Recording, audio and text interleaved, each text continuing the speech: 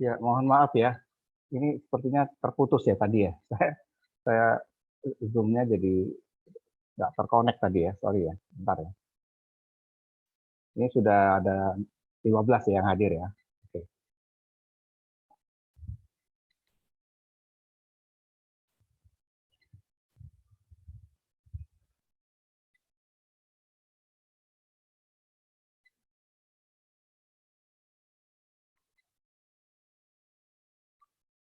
Oke, sudah terlihat semuanya?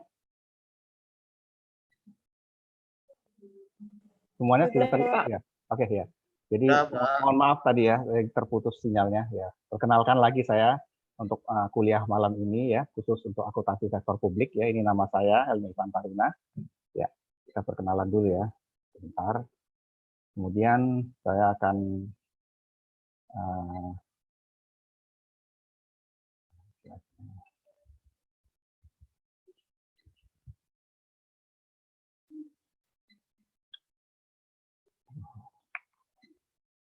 slide-nya not responding semua ya. Jadi bingung, biasanya nggak apa-apa.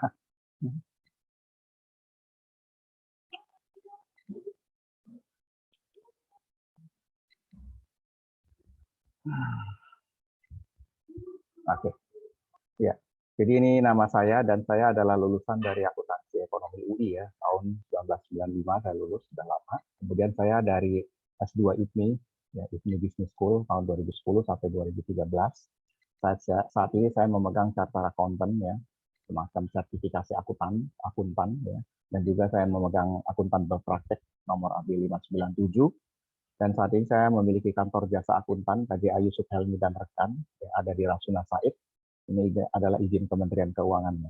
Nah, untuk pengalaman kerja, saya pernah bekerja di beberapa perusahaan multinasional asing ya. Yang terakhir saya di 2016 sampai 2018 di Nippon Paint AR Indonesia sebagai financial controller. Kemudian Agustus 2013 sampai 2015 saya di Regenesis Indonesia sebagai finance manager, dan 2011 sampai 2013 di Dentsply Indonesia sebagai head of finance and HR. Ya, 2008 sampai 2011 saya di Rolumex Simanusama Sinarmas Group sebagai tax supervisor. Kemudian di 2005 sampai 2008 saya di Nuskin Enterprise sebagai finance and accounting supervisor. Ya. 2001 sampai 2004 di BMW Indonesia, perusahaan otomotif asal Jerman sebagai accounting and tax manager. Dan 1996 sampai 2001 di Mitsubishi Chemical Indonesia sebagai finance and accounting staff. Dan 1995 sampai 96 saya di AAG Associate ya. Waktu itu saya masih magang di kantor akuntan publik sebagai junior auditor. Ya, itu adalah beberapa pengalaman saya ya. Dan ini adalah training, seminar, dan meeting yang pernah saya jalankan ya pada saat saya bekerja di perusahaan-perusahaan asing tersebut ya. Saya pernah melakukan orientation training untuk financial controller di Dentsply Singapura ya, tahun 2011 ya. Kemudian ada beberapa meeting untuk financial controller conference ya di Singapura juga ya. Kemudian ada mid-year review meeting di Hong Kong ya, tahun 2011 ya.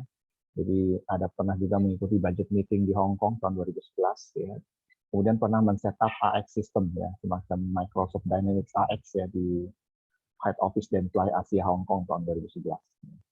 Nah, kemudian pernah juga ke Phuket Thailand. Itu adalah beberapa yang pernah saya ikuti ya, training-training tadi ya. Saya skip. Dan untuk pajak saya sudah mengikuti PSAK 46 di Tax Accounting ya, pernah juga mengikuti BMW World International Tax Conference di Oxford Inggris tahun 2002 ya, kemudian PSAK 55 ya, Tax Update Seminar ya, dan sebagainya. Oke. Nah, ini untuk konteks saya ya, kalau kalian nanti ada tugas yang saya harus kirim lewat email ya, ini adalah email saya ya, kemudian ini nomor WA saya di WA Group juga ada, dan ini adalah channel YouTube saya ya. Jadi kalau kalian tadi saya minta subscribe, nanti tolong materi kuliah akan saya posting di sini. Oke, saya rasa untuk saya itu saja. Saya ingin minta berkenalan juga dengan kalian ya. Tolong kalian sebutkan nama. Ini ada berapa orang? 16 orang ya kalau saya lihat ya. Asal SMA, SMK, alamat tinggal, kemudian moto hidup, visi misi, dan apa yang diharapkan dari kuliah ini. Oke, kita mulai saja ya. Dari ini beberapa, silakan kalian buka videonya dari Charlie Oktrisiarini. Silakan Charlie. Silakan Charlie. Perkenalkan, nama saya Charlie Oktrisiarini, asal sekolah SMK Bangun Persada Bekasi. seperti Moto. moto Tinggalnya, hidup. tempat tinggalnya di mana? Alamat tinggalnya di Matraman, Pak. Kemudian cita-cita, visi misi hidupnya. Cita-citanya apa? Cita-citanya? Cita-cita saya menjadi orang kaya, Pak. Bagus. Kemudian apa ini yang diharapkan dari mata kuliah ini? Apa yang diharapkan? Apa ya, Pak ya? Mau dapat A apa enggak? Apa mau enggak lulus? Mau lulus dong, Pak, pastinya. Lulus. Nah, iya kan ada harapan kan berarti kan? Iya. Oke. Harapan saya itu, Pak, banyak sekali, Pak. Ya nanti disebutkan satu persatu di list saja ya. Oke. Ya, oke, makasih Charlie ya. Selanjutnya saya coba panggil Adelia Rulina. Adelia, silakan Adelia. Perkenalkan, nama saya Adelia Rulina. Asal sekolah saya dari SMK Pelita Ciampea.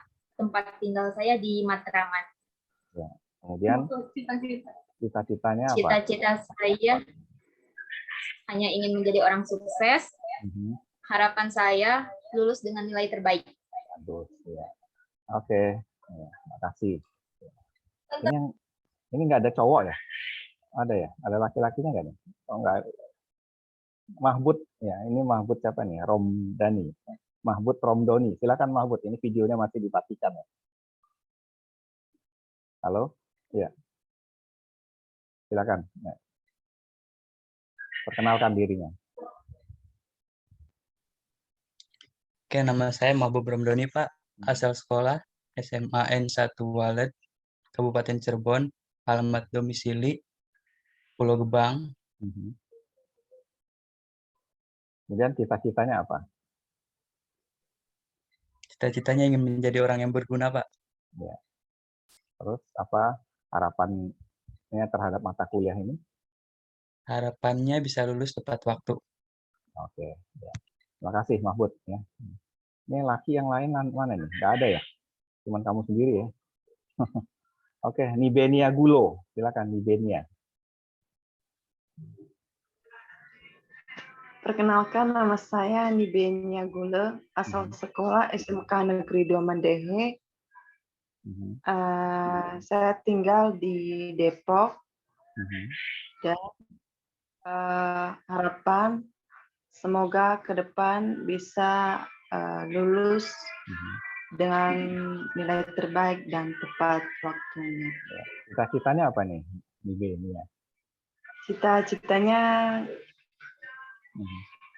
ingin menjadi yang terbaik. Oke. Baik, bagus, terima kasih. Ya. Selanjutnya coba Tri Nurhayati. Tri.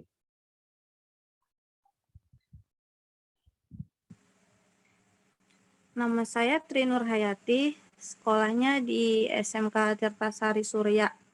Tempat tinggalnya di Hutan Kayu, Matraman.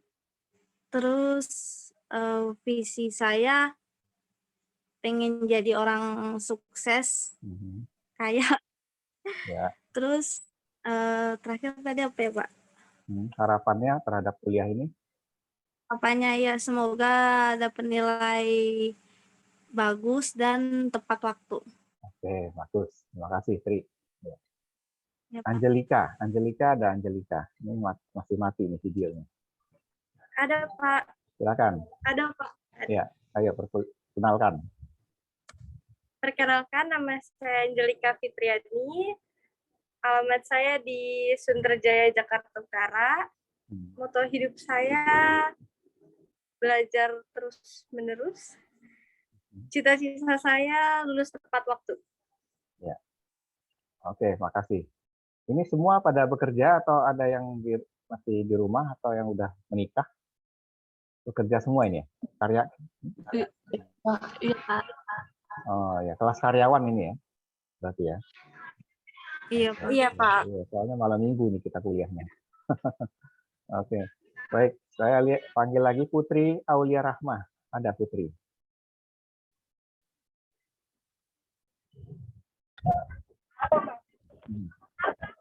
Silakan Putri.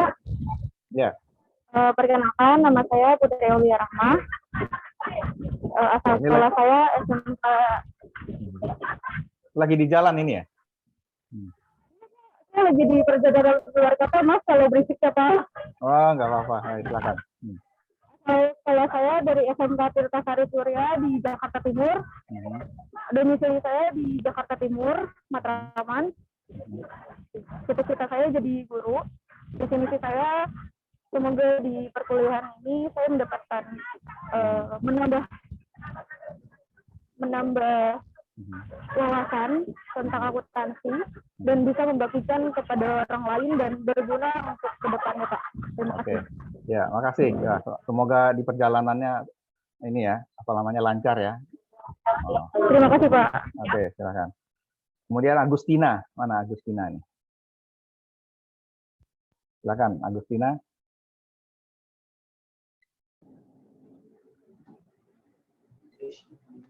Bentar, Pak. Oh, ini laki-laki ya? Agustiana. Oh, saya pikir cewek ini, Agustiana. Iya. Silakan. Assalamualaikum warahmatullahi wabarakatuh. Salam. Nama saya Agustiana, asal SMK Negeri 4 Garut. Moto hidup saya mengevaluasi setiap kekurangan dari diri saya. Harapan saya lulus tepat waktu. Cita-cita saya ingin jadi yang pertama dalam keluarga yang bisa mengangkat harkat derajat martabat. Itu Pak. Ya, bagus. Makasih. Ya. Kemudian Tri Mariani. Waalaikumsalam. Tri Mariani.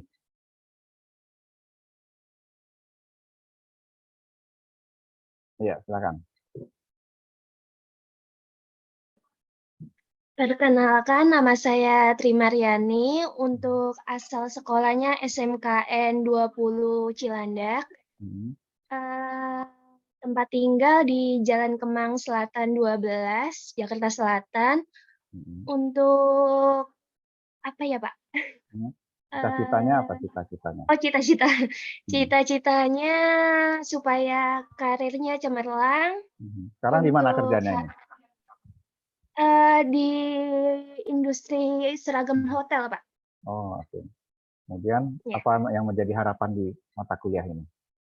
Harapannya supaya cepat lulus. Itu aja. Udah, Pak. Oke, makasih Iya. Tri. Tri Wahyuni Pak. sekarang Tri Wahyuni. Tri Wahyuni ada?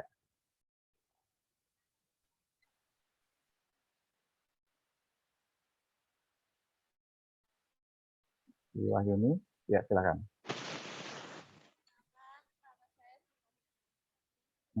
Suaranya kurang jelas ya suaranya. Coba nggak usah pakai itu handset. Suaranya kurang jelas. Ya, boleh. Nama saya Sri Wahyuni Lestari, alamatnya di Jakarta Barat, di daerah Tomang, Pak. Oh, oke. Asal sekolah saya di SMA Negeri 23 Jakarta. Misi visi saya bisa jadi orang yang sukses dan ngebanggain keluarga aja sih, Pak. Oh ya, ini lagi di tempat kerja ya? Lagi di mana? Suaranya kecil. Oh, lagi di tempat kerja ini ya? Nggak kedengeran? Oh, saya lagi di kantor. Oh, gitu ya. Kenapa, Pak? Pakai headset aja ya kalau kuliah ya. Biar kedengeran suaranya. Iya, ya. Oke, ya. Oke, makasih. Siapa? Ya. Sekarang Fania, Sama. Fania Paramudita. Fania mana Fania? Saya, Pak. Ya, oke, silakan. Perkenalkan diri. Iya. Perkenalkan, nama saya Fania Paramudita. Domisili Kelapa Gading, Jakarta Utara. SMA-nya dari Asal mana? sekolah SMA Negeri 3 Klaten. Moto hidupnya itu menjadi pribadi yang lebih baik ke depannya. Cita-cita ingin jadi bidan, Pak. Oh, waduh. Ya, nolongin orang yang mau melahirkan. Iya, Pak. Ya. Kemudian apa yang menjadi harapannya di kuliah ini? Harapan ke depannya bisa sukses dengan mengambil jurusan akuntansi ini, Pak. Oke, amin. Semoga sukses. Ya. Amin. Ya, terima kasih, Fania. Iya, Pak. Ya. Siapa lagi nih yang belum nih? Dedeh Komalasari, silakan, Dedeh. Ya.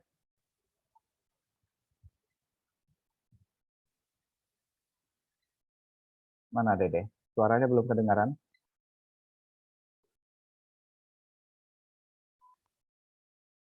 Oh, suaranya nggak kedengeran, Dede. Ini kayaknya masih di mute. Speakernya masih di... Coba speakernya dinyalakan. Oh iya, maaf Pak, maaf. Iya, ya. Oke, silakan. Perkenalkan, nama saya Dede Hokmalasari, asal sekolah dari SMA Negeri 1 Padubude, alamat Pasar Baru, Jakarta Pusat. Untuk cita-citanya ingin menjadi seorang pengusaha. Ya. Harapannya semoga dapat nilai terbaik dan lulus tepat waktu. Amin. Ya. Terima Oke. kasih, Pak. Ya, makasih Dede. Ya. Siapa lagi yang belum nih? Angelika. Angelika udah belum tadi? Sudah, Pak. Oh, udah. Ika Miswati. Mahbub, Pak. Mahbub. Oh, Mahbub udah tadi kan? Ya? Oh, udah. Kirain Udah, belum, ya? Pak. Oh. Ya, silakan Ika Miswati.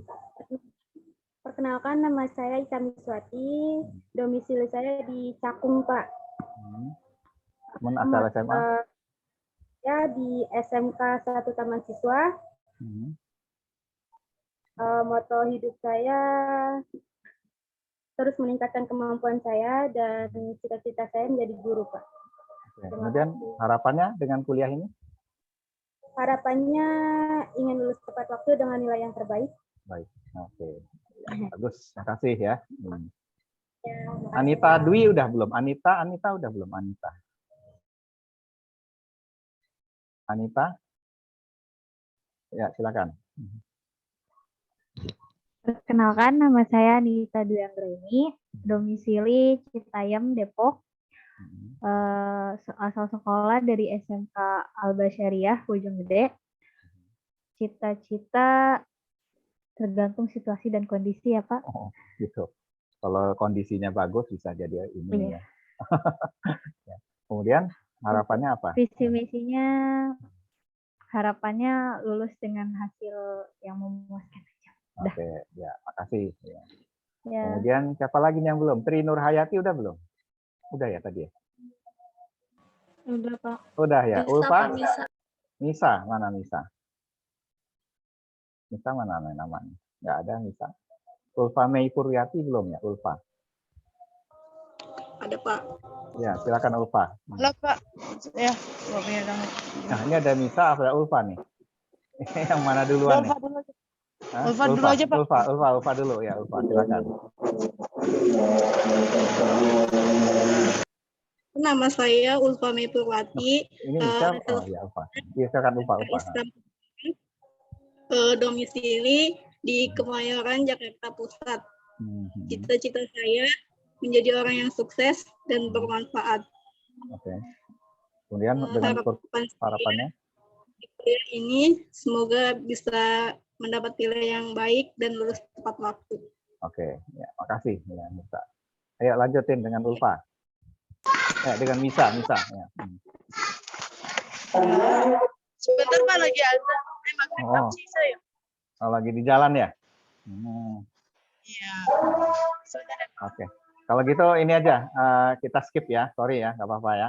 Ini udah semua ya, udah 16 semua nih, 16 mahasiswa, udah semua ya? Oke, ya. Baik, ya terima kasih sudah saling mengenalkan ya. Itu mungkin cara saya kalau kuliah perdana itu selalu harus saling mengenal. Paling tidak kalian ini udah semester berapa? 4 ya? Semester 4 semua ya. Oke, saya lanjutkan ya untuk kuliah sekarang ini ya. Kita akan selesaikan materinya nanti. Saya masuk ke silabus dulu ya, bentar. Tolong kalau misalnya sinyalnya lemah nanti harusnya kalian ini dulu ya. Soalnya biasanya kalau malam begini crowded juga ini. Saya jarang ngajar malam soalnya. Biasanya saya ngajarnya pagi atau siang.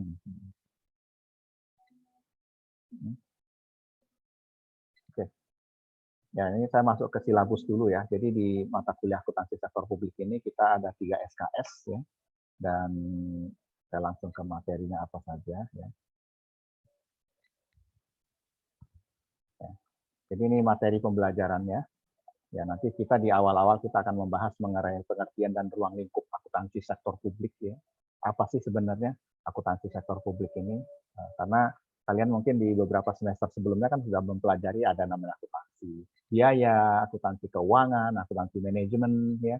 Nah, kalau akuntansi sektor publik ini jarang-jarang dengar kan, ya. Nah, jadi ini sebenarnya adalah akuntansi yang mempelajari untuk perusahaan-perusahaan yang dia hubungannya dengan umum, ya. Dan ini biasanya bukan perusahaan swasta, tapi dia lebih ke perusahaan-perusahaan pemerintah. Ya. Nah, makanya nanti di sini akan belajar otonomi daerah, privatisasi, ya. Jadi nanti kita coba lihat akuntansi sektor publik itu nanti yang dijangkau apa, ya, apa bedanya dengan sektor swasta. Ya. Nah, nanti di pertemuan kedua kita akan lihat akuntansi ini sebagai alat perencanaan dan pengendalian organisasi. Ya. Jadi kalau misalnya kita mau mengatur sesuatu, ya, bagaimana merencanakannya, bagaimana mengendalikan sektor publik. Nah, di sini nanti akan kita bahas. Ya. Nah, ketiga nanti kita akan melihat bagaimana sistem pengendalian manajemen. Jadi bagaimana kita memanage sektor publik ini, bagaimana kita melakukan kontrol terhadap sektor publik. Nah, ini di pertemuan ketiga. Nah, pertemuan keempat nanti kita lihat konsep dan pengertian anggaran sektor publik. Nah, biasanya anggaran sektor publik ini anggaran yang dibuat oleh pemerintah 1 tahun sekali, ya. Kita nyebutnya APBN atau anggaran pendapatan belanja negara. Nah, nanti kita lihat bagaimana cara dan jenis-jenis dari anggarannya. Kemudian di pertemuan kelima kita akan lihat, ini sama ya, anggaran juga masih berlanjut. Dan keenam nanti kita lihat tujuan dan fungsi laporan keuangan sektor publik. Ya. Jadi nanti kita lihat perbedaan apalah antara laporan keuangan sektor publik dengan sektor swasta. Ya. Mungkin kalian sudah belajar banyak untuk sektor swasta ya. Ada neraca, ada rugi laba. Ya, nanti sektor publik ada, tapi nanti ada tambahan lain selain laporan keuangan. Nah, tak lupa nanti di pertemuan ke-7 kita mempelajari pengertian otonomi daerah, bagaimana struktur keuangan di daerah. Ya. Kalau di Jakarta seperti apa, ya misalnya di pemerintah daerah, ya kayak di Depok itu seperti apa laporan keuangannya, nah itu kita pelajari. Ya. Nah, termasuk nanti kita belajar juga keuangan negara, ya. Bagaimana sistem keuangan negara Indonesia ini, bagaimana dikelola oleh Menteri Keuangan, itu semua di situ dilihat. Nah, di pertemuan ke-9 kita tetap akan lihat bagaimana siklus akuntansinya ya. Jadi kalau di sektor swasta kan kita belajar bagaimana mulai pencatatan transaksi, kemudian dari situ bikin jurnal. Nah, di sistem akuntansi publik ini juga ada ya, namanya nanti siklus akuntansi keuangan daerah ya. Nah, termasuk nanti kita lihat bagaimana akuntansi pendapatan dan belanja daerah ya. Ada akuntansi pembiayaan, ada akuntansi ekuitas dana ya. Dan kemudian ada akuntansi aset, cadangan akuntansi aset. Nah, ini nanti ada 2 sesi kita akan belajar. Ya, termasuk terakhir nanti kita mempelajari akuntansi yayasan. Ya. Nah, itu adalah materi yang akan kita bahas di semester ini. Ya. Nah, ini bukunya ya. Nanti kalau memang kalian sempat untuk mencari-cari ya, untuk referensi buku ya. Kalau misalnya kalian harus bikin laporan atau bikin hal-hal yang berhubungan dengan akuntansi sektor publik ya. Ini karangan Abdul Halim ya tahun 2002 ya, akuntansi sektor publik namanya. Ya. Oke, itu silabusnya ya. Kemudian saya akan coba masuk ke materinya ya. Bentar.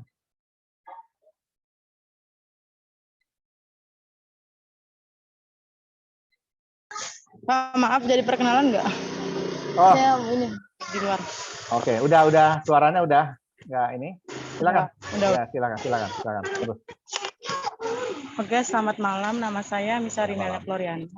Ya. Saya dari SMK Korbataring 01. Cita-cita saya, puji Tuhan, sudah tercapai, Pak. Oh gitu. Sudah dari kecil saya ingin bekerja di bank, tercapai sekarang. Oh, okay. Harapan saya bulan ini supaya saya jadi mahasiswa terbaik dan mendapatkan IPK yang memuaskan. Oh, baik. Ya. Di mana kerjanya sekarang? Di bank apa?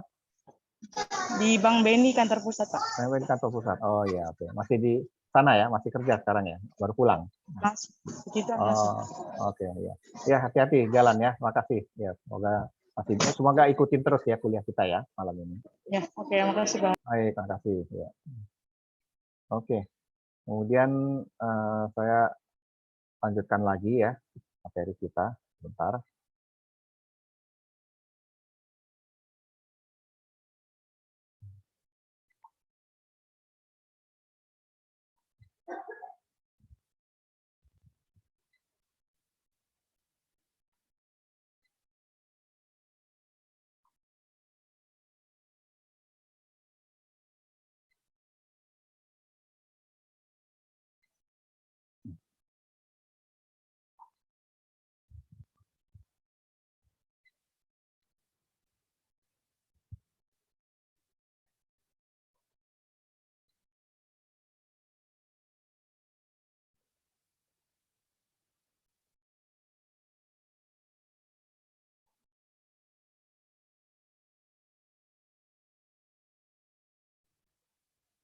Oke.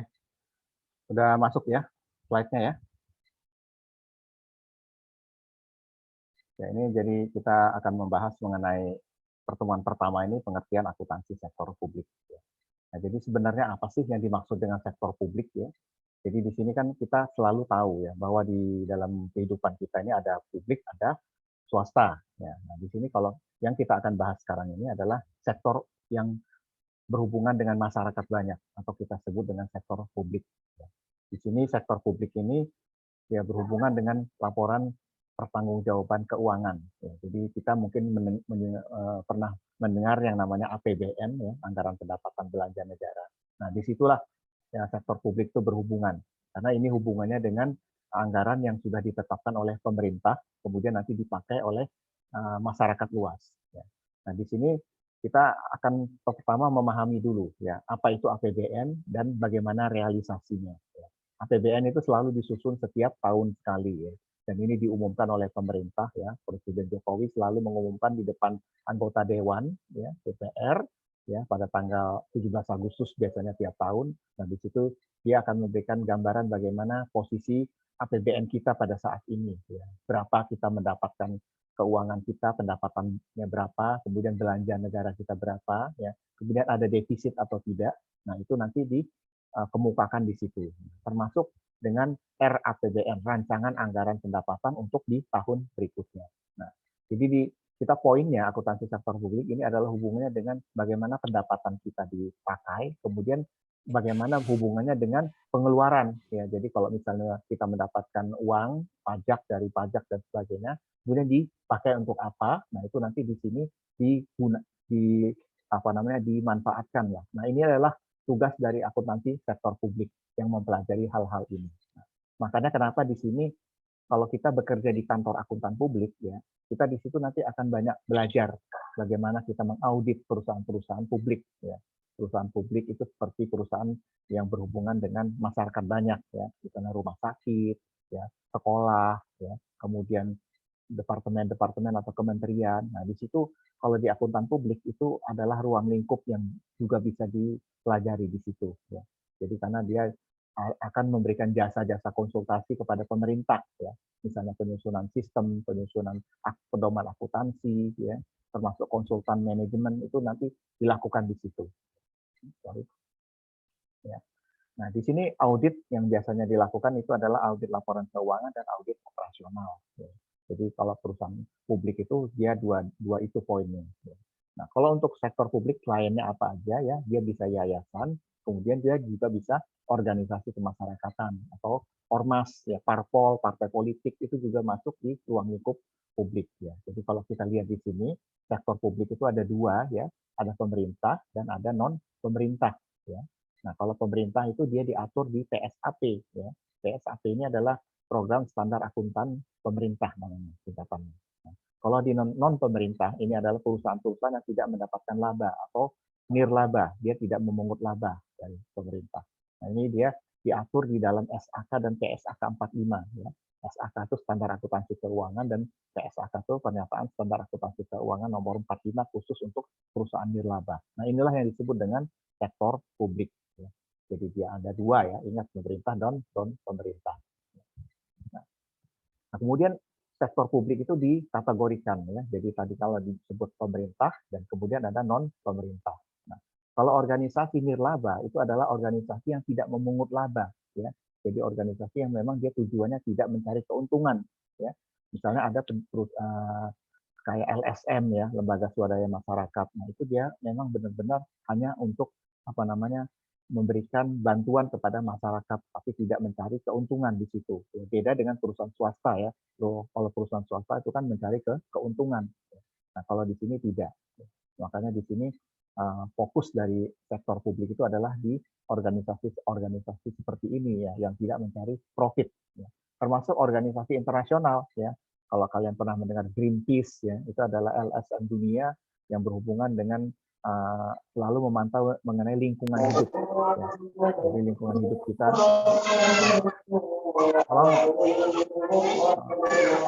Tolong ya, suara saya mute dulu sebentar.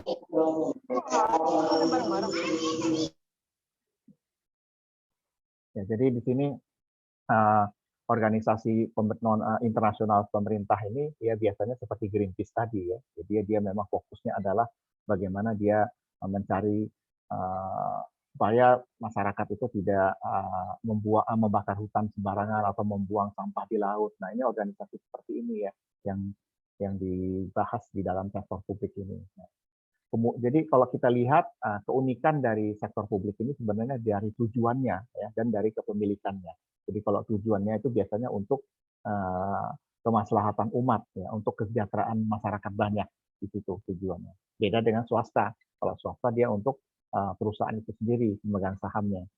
Nah, itu juga hubungannya dengan kepemilikannya. Jadi kalau kepemilikan sektor publik itu biasanya negara ya. Sedangkan kalau swasta kan pemilikannya adalah pribadi-pribadi ya. Jadi kalau kita di sini lihat ya aktivitas organisasinya ya sebenarnya ada yang sama antara yang sektor publik dan sektor swasta ya. Misalnya kita ambil contoh rumah sakit ya. Rumah sakit swasta kan ada yang memang dia tujuannya untuk memberikan pelayanan ke masyarakat banyak ya. Tapi dia juga tetap mencari keuntungan atau profit di sini. Kalau rumah sakit umum daerah ya atau rumah sakit pemerintah ya itu memang dia memang dibangun pemerintah untuk kesejahteraan atau pelayanan pada pasien-pasien kita yang sekarang ini yang lagi sakit atau apa tanpa mereka harus membayar ya biasanya menggunakan BPJS kesehatan. Nah itu seperti itu ya. Nah jadi kalau di sektor publik ini kita ada namanya standar internasional ya. Jadi standar internasional itu namanya IPSAS ya, International Public Sector Accounting Standard atau IPSAS. Jadi ini adalah standar internasional yang mengatur standar akuntansi untuk sektor publik ya. Jadi termasuk pemerintahan. Jadi ini yang harus dipahami. Nah, jadi kalau kita lihat apa itu definisi dari akuntansi sektor publik ya. Jadi dia adalah mekanisme teknik dan teknis akuntansi, analisis akuntansi yang diterapkan pada pengelolaan dana masyarakat di lembaga-lembaga tinggi negara dan departemen-departemen di bawahnya. Ya misalnya pemerintah daerah, ya BUMN, BUMD, LSM dan yayasan sosial maupun pada proyek-proyek kerjasama sektor publik dan sektor swasta. Nah, jadi di sini ruang lingkup dari akuntansi sektor publik itu adalah lembaga-lembaga tinggi negara, misalnya departemen, kementerian. Nah, itu dia adalah di situ letaknya. Ya, termasuk di sini adalah perusahaan-perusahaan milik negara, ya, BUMN, ya. Seperti apa? Misalnya BUMN, ya perusahaan listrik negara, PLN, Telkom, perusahaan telekomunikasi, ya. Kemudian BUMN yang bergerak di bidang perkapalan, ya, BUMN yang bergerak di bidang pertambangan, ya. Nah, itu adalah BUMN. Nah, kalau BUMD itu adalah badan usaha milik daerah, biasanya ada di pemerintah-pemerintah daerah. Misalnya kalau kayak DKI, ya, itu MRT, PT MRT Jakarta yang mengelola kereta bawah tanah itu adalah perusahaan milik Pemda DKI, namanya PT MRT Indonesia Jakarta, ya. Nah, itu seperti itu, ya. Nah, kalau di LSM ini lembaga swadaya ini ya masyarakat ini ya banyak ya. Jadi dia biasanya memang berhubungan dengan masyarakat luas dan dia biasanya tidak mencari keuntungan. Nah, termasuk yayasan-yayasan sosial. Ya. Ini yayasan juga banyak ya. Ada yayasan haji, yayasan zakat ya dan sebagainya. Ya. Nah, proyek-proyek kerjasama ya antara publik dan swasta juga banyak ya contohnya.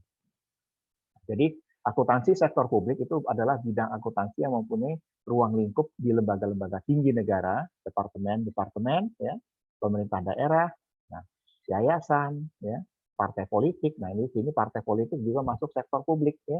Misalnya partai apa PDIP, partai Golkar, ya, partai P3, ya, kemudian partai apa lagi Gerindra. Nah itu adalah parpol, partai politik. Ya. Perguruan tinggi. Nah ini juga perguruan tinggi negeri ya khususnya ya. Misalnya PTN perguruan tinggi negeri ya yang ada di Jakarta ya UI ya, kemudian di Bogor IPB ya atau di Bandung IPB ya, itu adalah perguruan tinggi negeri yang ada di bawah sektor publik ya, dan organisasi non profit lainnya, organisasi yang tidak mencari keuntungan. Nah, jadi kalau kita lihat di sini bidang-bidang akuntansi sektor publik ini ada 6 ya. Kalau kita lihat ya, pertama adalah akuntansi pemerintah pusat, kemudian akuntansi pemerintah daerah, ya, kemudian akuntansi parpol dan LSM, kemudian akuntansi yayasan, kemudian akuntansi pendidikan dan kesehatan, puskesmas, rumah sakit, sekolah, ya itu ada di bawahnya. Termasuk akuntansi peribadatan ya. Ini masjid, gereja, vihara, kuil. Nah itu semua ada di bawah yang namanya sektor publik.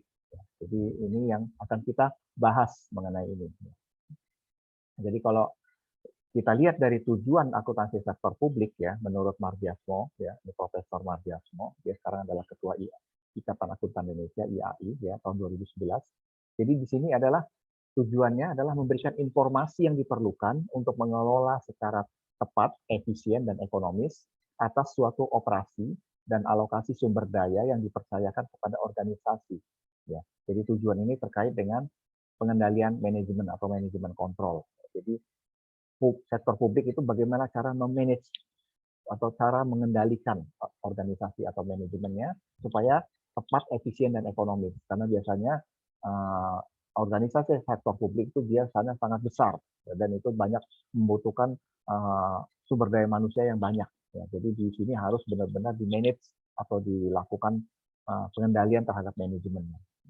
Terus yang kedua, tujuannya adalah memberikan informasi yang memungkinkan bagi para manajer untuk melaporkan pelaksanaan tanggung jawab dalam mengelola secara tepat dan efektif program dan penggunaan sumber daya yang menjadi wewenangnya dan tanggung jawabnya, dan memungkinkan bagi pegawai pemerintah untuk melaporkan kepada publik atas hasil operasi pemerintah dan penggunaan dana publik. Nah, jadi kalau di sektor publik itu pun juga ada namanya manajer yang berhubungan dengan keuangannya di sini. Ya, dia mengatur bagaimana proses keuangannya itu agar benar-benar tepat penggunaannya. Ya, sebenarnya sama dengan sektor swasta.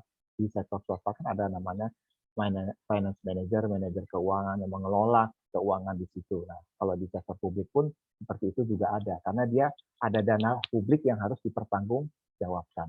Ya. Itu ya tujuan akuntansinya. Nah, jadi kalau kita lihat perbedaan antara sektor publik dengan sektor swasta, ya, ini kita coba lihat, kita bedah isinya apa aja. Ya. Pertama dari tujuan organisasinya. Ya. Jadi kalau sektor publik dia adalah non-profit motif. Ya. Jadi benar-benar dia tidak mencari untung. Ya. Di sini dia benar-benar hanya mencari bagaimana caranya bisa rakyat itu dibantu kesejahteraannya. Jadi dia tidak mencari yang namanya keuntungan yang banyak. Beda dengan sektor swasta. Ya. Kalau di swasta di sini ya adalah profit motif, benar-benar mencari untung. Ya. Jadi kalau kita lihat perusahaan-perusahaan ya swasta itu kan mereka berdagang. Nah, berdagang itu mereka kan nggak mungkin yang rugi, ya kan? Pasti dia cari untung dari hasil dagangannya atau penjualan barangnya. Ya. Beda dengan publik, ya, dia tidak berpikir untuk seperti itu. Ya, bagaimana cara melayani masyarakatnya itu saja. Nah, bagaimana dengan sumber pendanaannya? Nah, kalau dari sektor publik itu udah pasti itu dia melibatkan yang tadi saya bilang APBN. Ya, anggaran pendapatan belanja negara. Nah, itu sumber APBN itu adalah dari pajak. Ya. Nah, kita sebagai warga negara kan harus membayar pajak. Dari mana caranya? Dari dipotong dari penghasilan kita, dari gaji kita. Ya. Termasuk dari sewa-sewa, ataupun jual beli, transaksi, ya, pajak PPN. Ya, itu semua ada di sini poinnya. Ya. Retribusi. Nah, ini adalah misalnya kita retribusi untuk parkir, retribusi untuk hiburan, ya, reklame, iklan-iklan, ya, semua ada pungutannya di sini retribusi. Ini dari pemerintah daerah biasanya. Ya. Nah, ini adalah buat BUMN. Nah, jadi perusahaan-perusahaan BUMN itu dituntut supaya mereka mendapatkan keuntungan. Nah, nanti keuntungannya itulah nanti yang harus diserahkan ke negara. Ya, utamanya sebagai penerimaan negara keuntungan dari BUMN. Ya, misalnya dari PT Telkom, ya, itu dia kan tiap tahun kan mendapatkan profit yang lumayan banyak ya dari Telkomsel anak usahanya. Tiap orang kan menggunakan mobil, handphone. Nah, itu seluler itu kan mendapatkan hasil yang lumayan tinggi. Nah, BUMD juga ya, misalnya dari MRT ya. Nah, itu kan tiket kereta apinya itu kan lumayan mahal. Nah, orang banyak menggunakan seperti ini ya. Nah, disitulah BUMD ini dia akan mendapatkan profit, keuntungan. Keuntungan inilah nanti yang menjadi sumber dana dari sektor publik. Ya. Nah, obligasi pemerintah, ya, di sini pemerintah kan juga menanamkan sahamnya juga di proyek-proyek seperti jalan tol, ya, kemudian di proyek-proyek raksasa yang besar. Nah, itu semua mendapatkan keuntungan. Nah, dari situlah keuntungan itu dipakai untuk sumber dana pemerintah. Ya. utang. Ya, utang ini juga didapatkan dari pinjaman-pinjaman dari kreditur internasional, ya, seperti IMF, World Bank, Bank Dunia, kemudian ada dari IDB, Islamic Development Bank. Nah, itu kreditur-kreditur itu memang diperlukan, ya, utamanya untuk kita mendapatkan sumber pendanaan, ya, termasuk dari penjualan aset negara. Ya, misalnya ada aset-aset koruptor, ya, yang memang kita sita. Nah, itu semua adalah sumber pemasukan dari negara kita. Ya. Jadi banyak sumber dari sektor publik ini. Nah, bagaimana dengan sektor swasta? Ya. Nah, kalau sektor swasta itu pembiayaannya biasanya sama, ya, dia lebih banyak dari pembiayaan eksternal, ya. Jadi dari luar, ya, bisa dari obligasi, ya, kemudian bisa dari utang bank. Ya, kan sektor swasta kan juga harus bisa berhutang. Nah, jadi hutang bank ini dia cari dapat dari mana pinjaman-pinjaman, termasuk dari penerbitan saham. Nah, jadi kalau misalnya perusahaan swasta itu yang sudah go public, ya, dia biasanya mencari modalnya itu adalah di bursa efek. Ya. Nah, bursa efek itu dia di situ harus mendapatkan saham. Nah, saham-saham ini dengan cara dijual, ya, dijual kepada masyarakat luas. Ya. Nah, saham-saham itulah nanti dari situ dia bisa mendapatkan sumber dana yang segar untuk operasional daripada perusahaan tersebut. Nah, termasuk untuk pembiayaan internal. Nah, ini dari dalam. Nah, ini biasanya dari laba ditahan atau return earning. Ya. Jadi laba tahun-tahun sebelumnya, nah itu dia bisa ditahan untuk kita gunakan di periode tahun sekarang ini. Ya. Nah, kemudian modal sendiri. Nah, modal sendiri ini biasanya modal dari pemegang saham. Nah, modal sendiri kan bisa dia tambah, ya, atau diinjek kemudian lagi di sektor swasta ini. Ya. Nah, itu adalah sektor swasta, ya, pendapatannya. Nah, kemudian bisa juga dari penjualan aktiva, ya, mungkin ada pabrik perusahaan swasta yang ingin dijual karena dia kekurangan cash flow, modalnya dia ambil dari penjualan aset-asetnya, ya. Ini yang disebut dengan pembiayaan internal. Jadi dia bisa penjualan aktiva dia. Nah, ini dari dua unsur ini, ya, perbedaannya. Nah, kemudian apalagi, ya, lihat dari struktur organisasi, ya. Nah, kalau dari organisasi kan kita tahu bahwa di sektor publik itu kan sangat besar biasanya, ya. Kalau kita lihat kementerian, ya, departemen, ya. Nah, di situ kan sangat banyak orang-orang yang ada di dalamnya, ya. Biasanya ada PNS atau ASN yang bekerja di situ. Nah, itu biasanya orangnya kan banyak kan. Nah, karena saking banyaknya organisasinya dan besar seperti itu biasanya agak kaku, ya, dan sangat birokratis, ya. Karena dia berjenjang atau hierarkis, ya.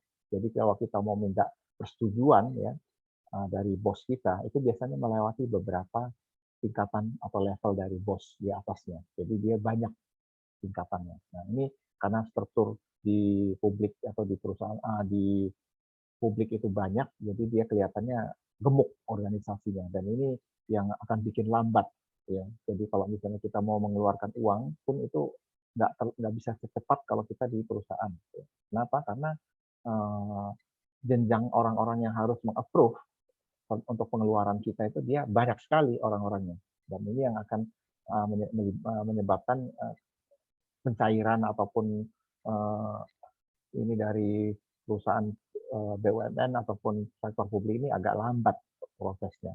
Nah, ini beda dengan di swasta.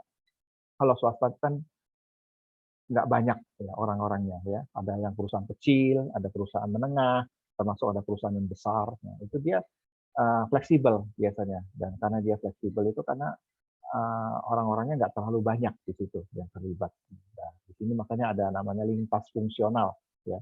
Jadi ada departemen manajemen marketing itu nanti berhubungan dengan departemen keuangan bisa berhubungan dengan departemen SDM atau HRD, ya. Nah, ini dia bisa lintas antar departemennya, ya.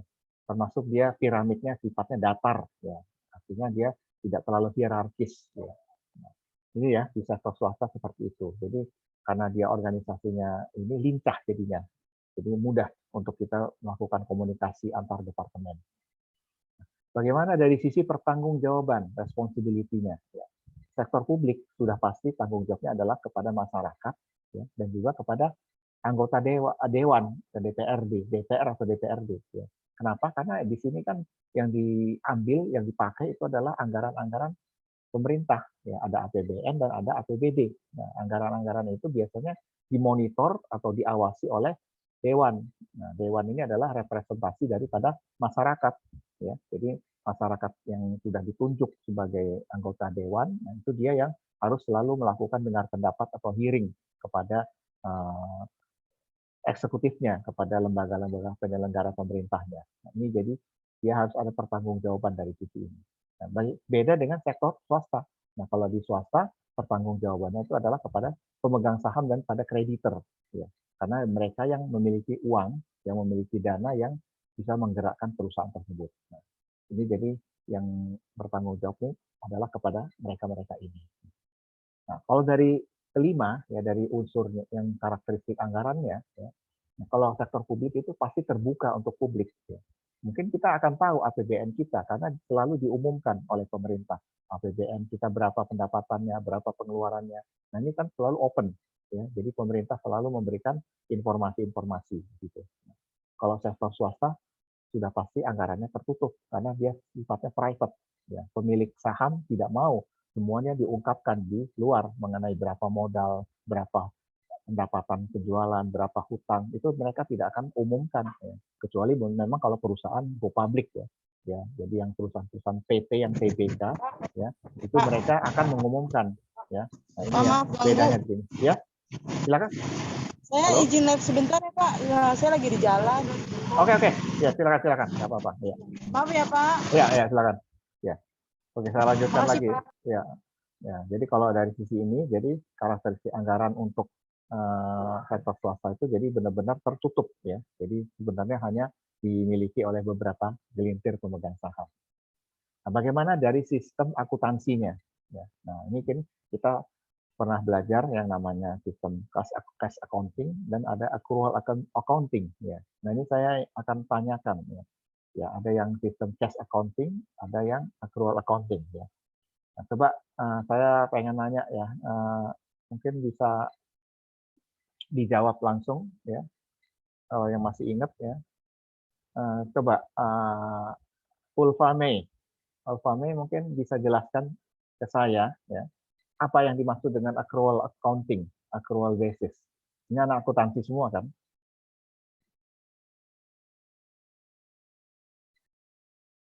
Halo Ulfa? Dengar suara saya? Wah, kelihatannya nggak ini nih respon. Coba Agustiana. Hadir. Ya, silakan Agus. Bisa jelaskan nggak apa itu accrual accounting? Apa Pak? Apa yang dimaksud dengan accrual accounting? Sistem akuntansi accrual.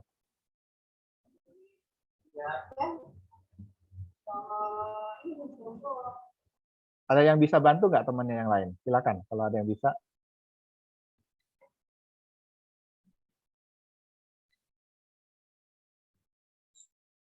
Gak ada yang ingat ya? Suatu basis akuntansi. Ya. Terus? Satu basis akuntansi di mana transaksi ekonomi dan peristiwa lainnya diakui dan dicatat. Sudah. Gitu aja. Ada yang bisa bantu yang lain? Silakan.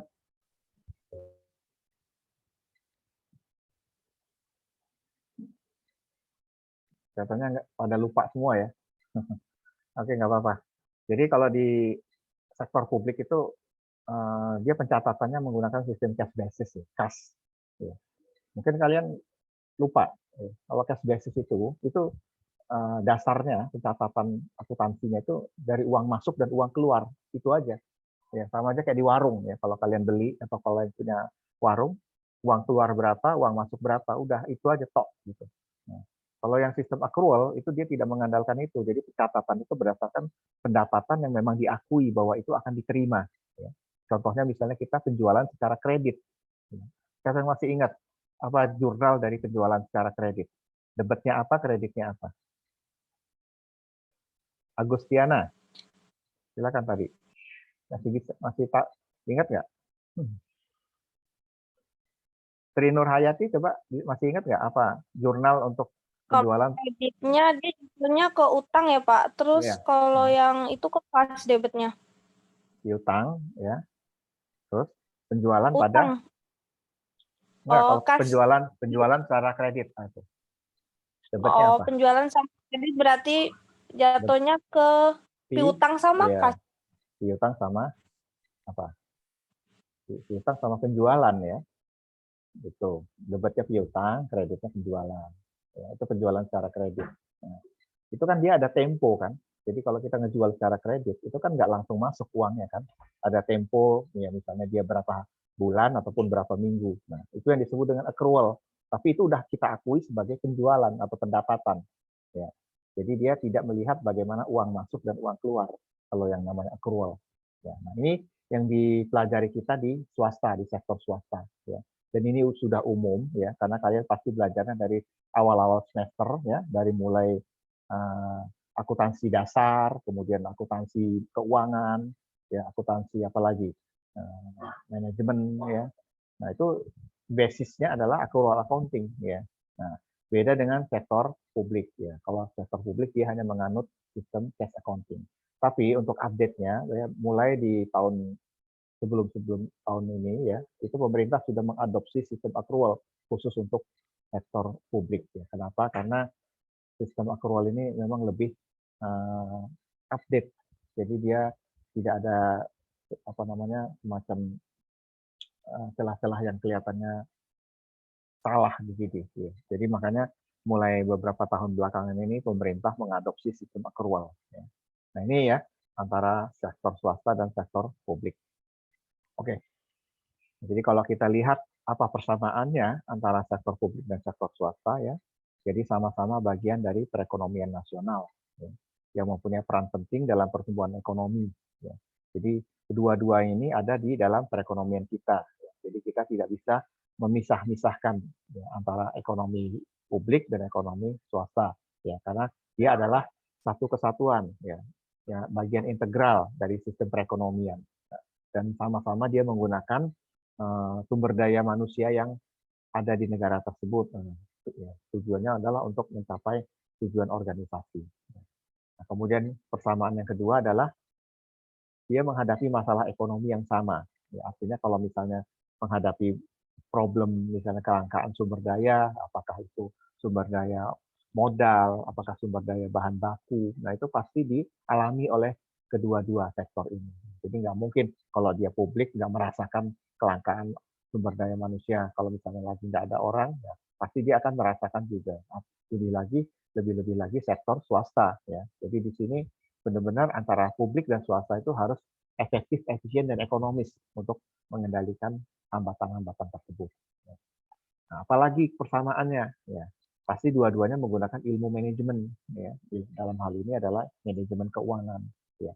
Yang saya bilang tadi ya, di sektor swasta ada namanya manajer keuangan, ya di sektor publik harus ada juga. Ya, mungkin namanya beda, ya bisa namanya kepala bagian keuangan atau kepala departemen keuangan, ya.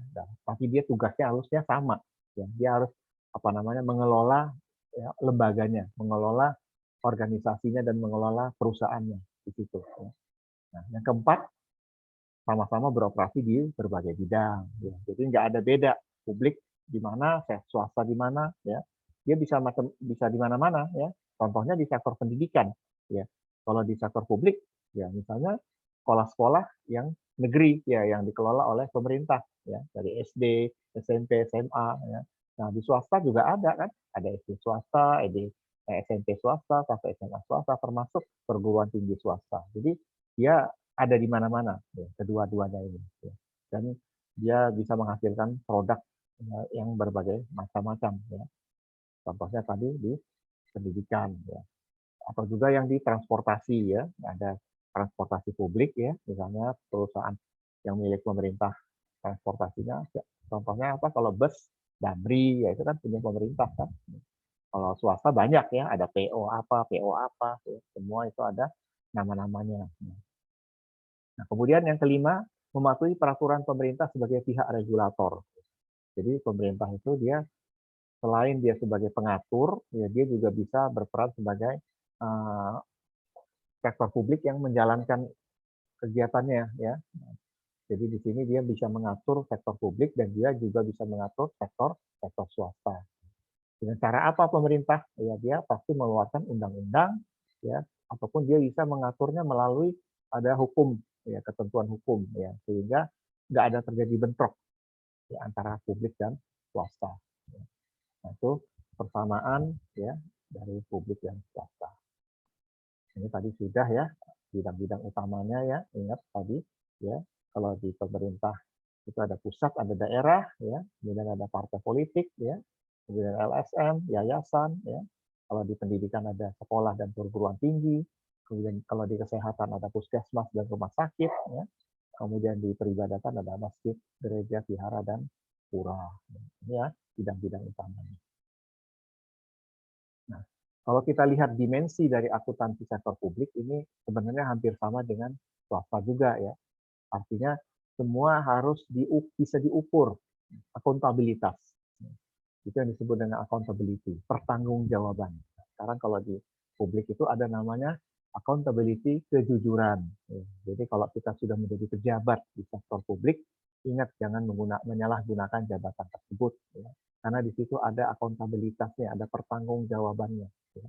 Kalau sampai menyeleweng, mengkorupsi, ya, itu adalah dana-dana APBN yang milik masyarakat banyak, diperoleh dari masyarakat, ya. Jadi itu harus digunakan benar-benar sesuai dengan fungsi dan ininya, peruntukannya, ya. Jadi jangan sampai mentang-mentang kita memiliki jabatan publik, ya, sebagai pejabat, sebagai orang yang memang memiliki wewenang terhadap anggaran, kemudian ketidakjujuran kita akhirnya membuat kita harus dipenjara. Ya. Jangan sampai terjadi seperti itu, ya. Karena akuntansi sektor publik itu accountability-nya nih dilihat dari kejujuran. Kejujuran orang yang memegang amanat tersebut. Nah, kemudian accountability yang kedua dari sisi hukum, ya. Jadi ada jaminan kepatuhan terhadap hukum dan peraturan yang sudah ditetapkan. Ya.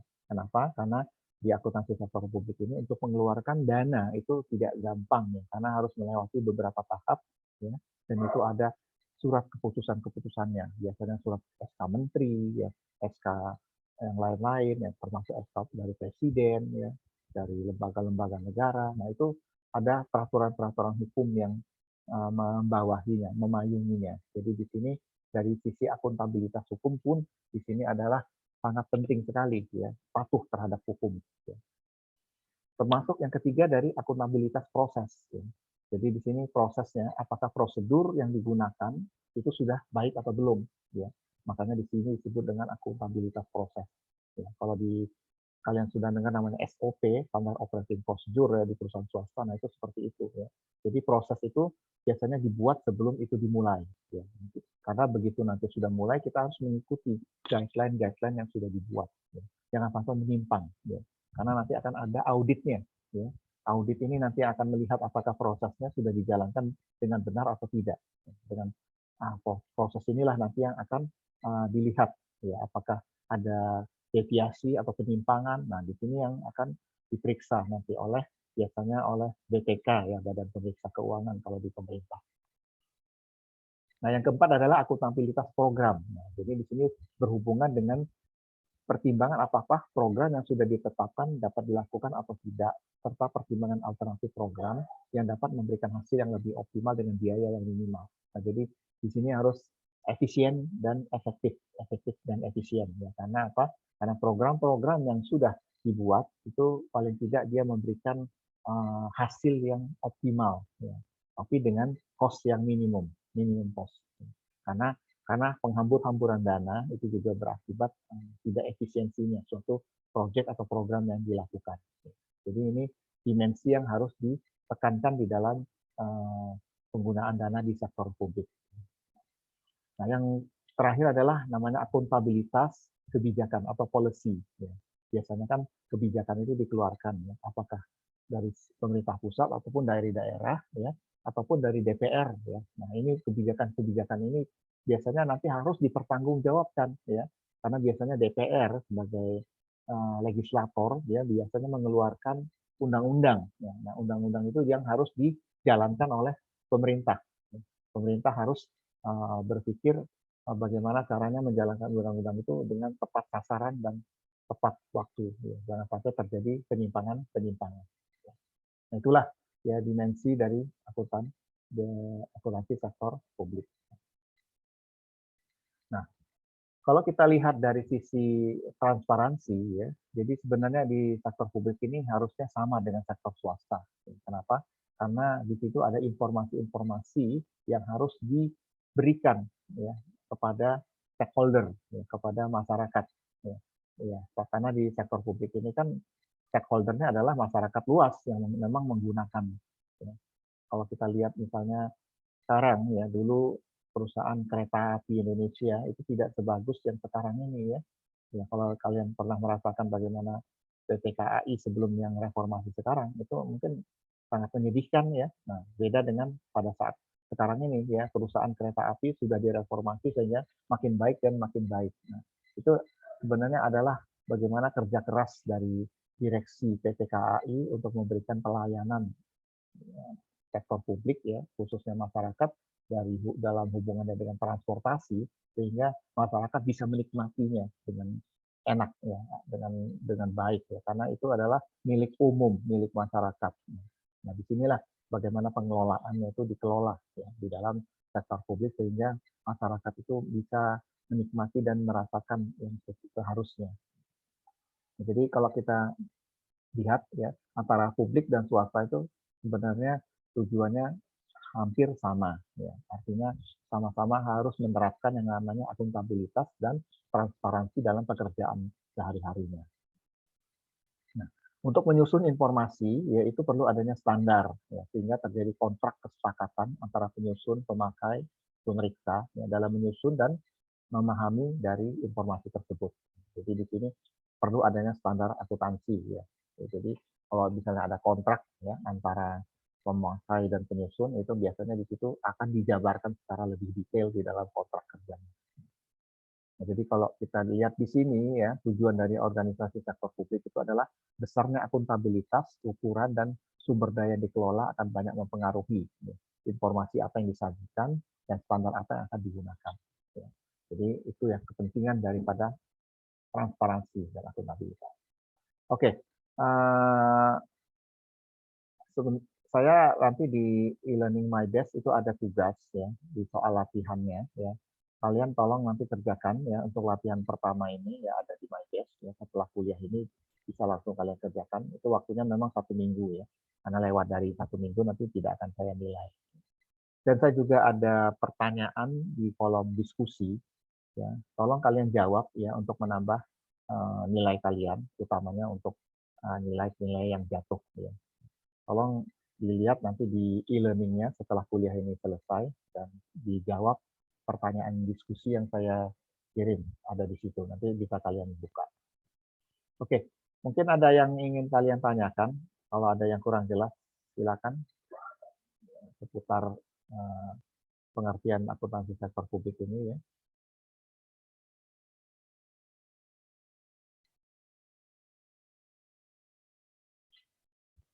Dari sisi ini apa namanya perbedaan-perbedaan ini ya. Ada yang mau ditanyakan?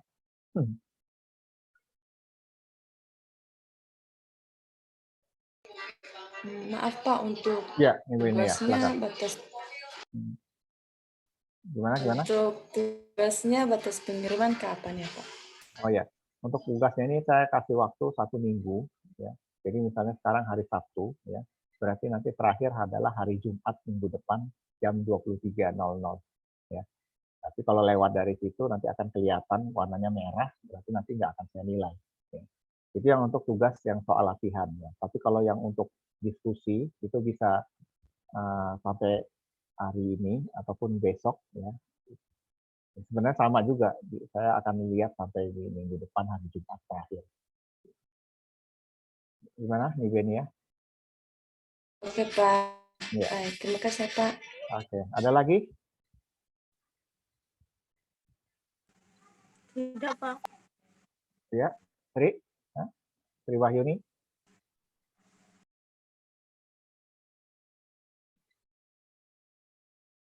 Oke.